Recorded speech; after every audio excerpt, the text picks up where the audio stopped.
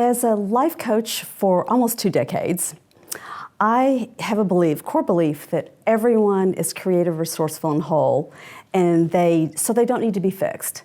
So the first thing I come to my clients with is that I believe in their greatness. I believe that there is something to actually empower there.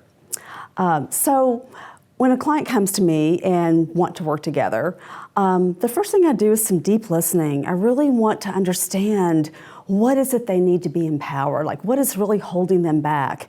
So often people come to me and tell me one thing, but my intuition and my experience and my wisdom really helps me to get to something a little bit deeper with my clients.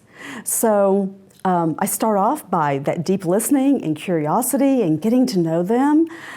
We then do some core foundational work to really give them some grounding through values and strengths and them understanding who they are.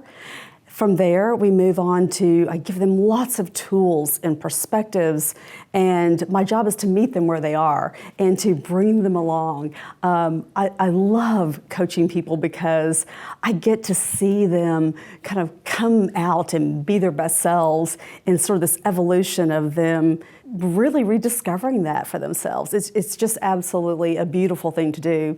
So I meet them and I gently bring them along. I'm their cheerleader, I'm their guide. I give them perspectives, I give them options, I hold them accountable, and I also always bring them back to love.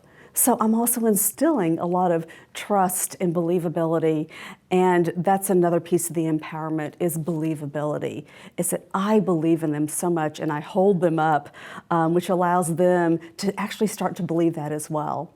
And then I have them start to collect evidence that starts to tell a new story about themselves. So then they start increasing their confidence levels and their believability.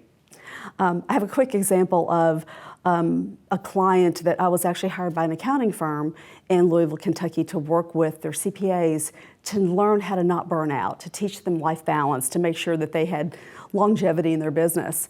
And I did that, but I also instilled their confidence, their sense of self.